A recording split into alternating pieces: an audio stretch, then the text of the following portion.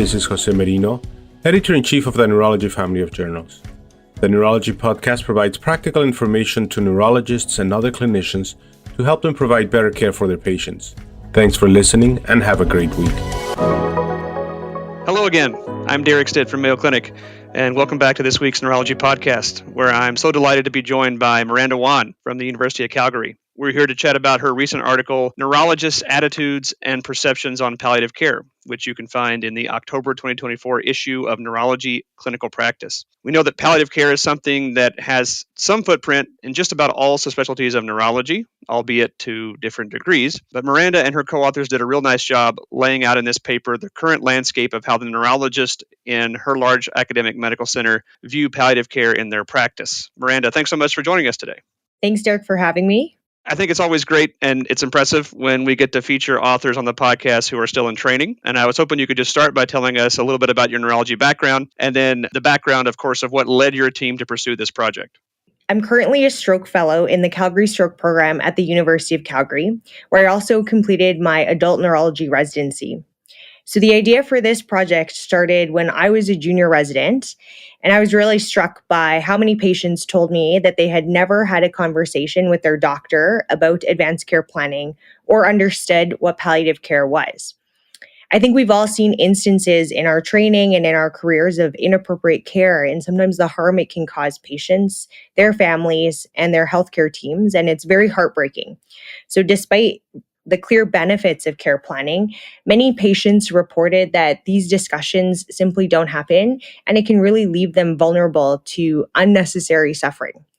So our team really wanted to explore whether others saw what we saw, and we also wanted to understand what factors contributed to these issues and what unique challenges neurologic patients faced.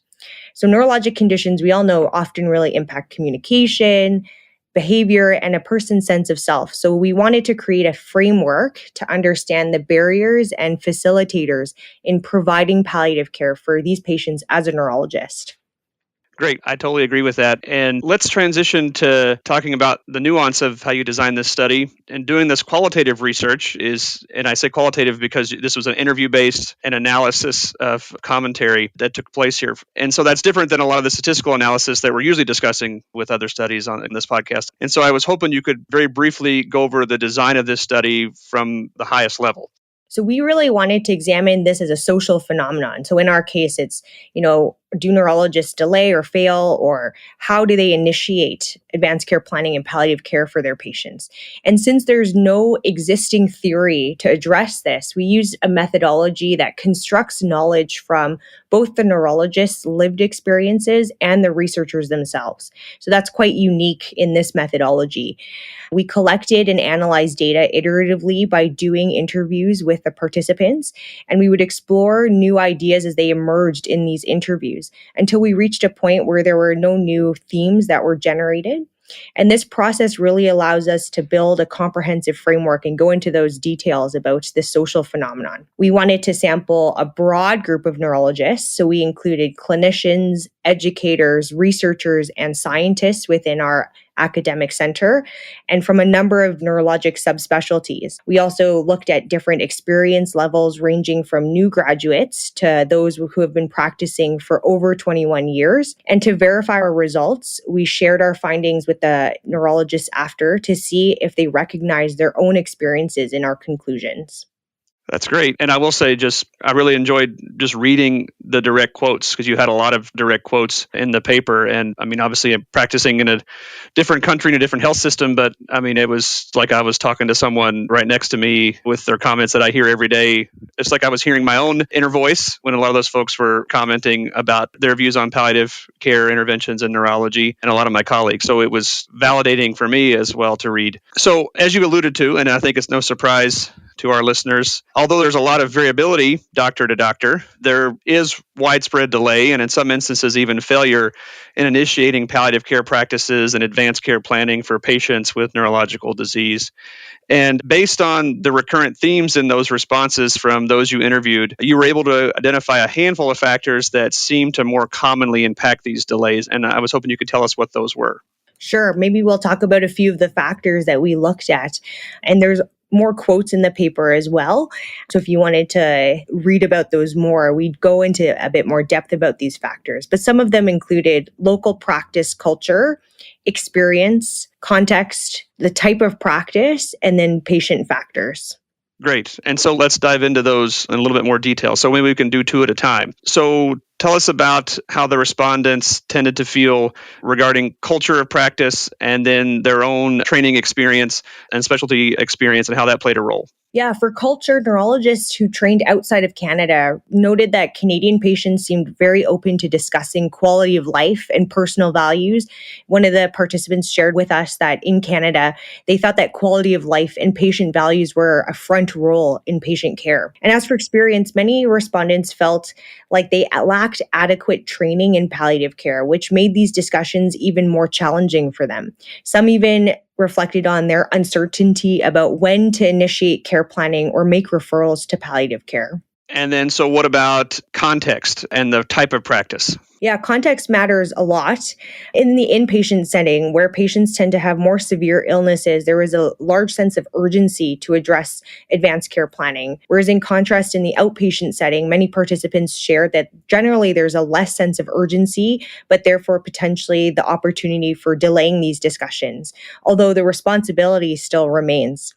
Subspecialty practice and practice type also played a big role. So, for example, we had neurologists in subspecialty and multidisciplinary clinics, or neurologists with certain patient populations, such as those with neurodegenerative diseases or neuro-oncologic conditions. And they often anticipated disease progression and started planning earlier. In general neurology clinics, on the other hand, there was often a less sense of ownership over these discussions. Yeah, and I think I see some congruency here in the States as well, and certainly even in my center. And so let's wrap up this section with talking about patient factors that influence palliative care initiation. They really highlighted the need to tailor care based on individual patient factors. And some of these factors, like neurologic prognosis, medical comorbidities, age, cultural and religious beliefs, family dynamics, and trust of the medical system even, could facilitate or delay care planning.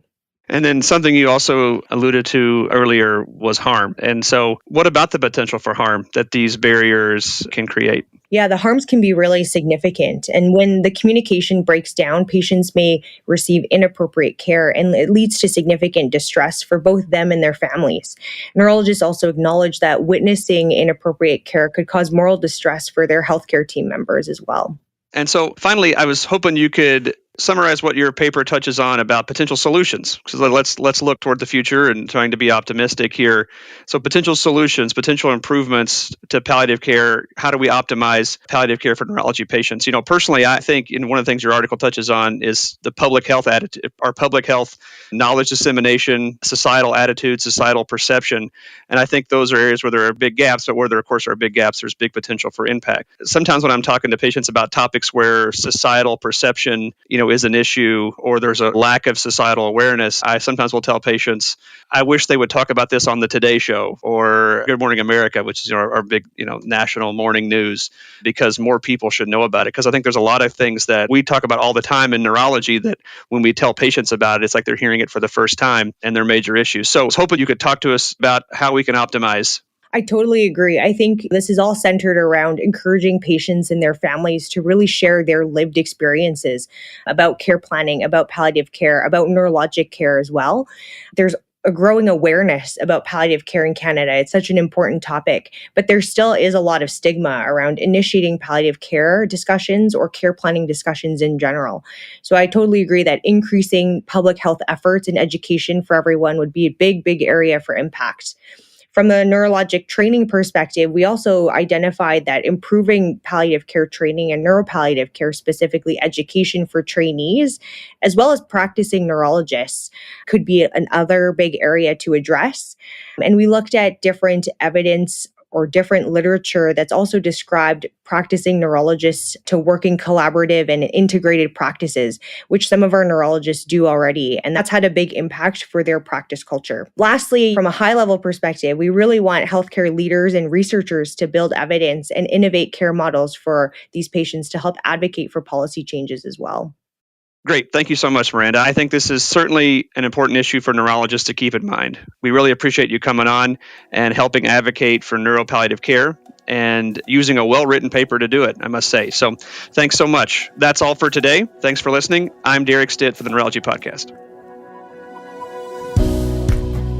If you've enjoyed the podcast, please take a few moments to subscribe, rate, and review the Neurology Podcast through Apple Podcasts, Google Podcasts, Spotify, or wherever you listen.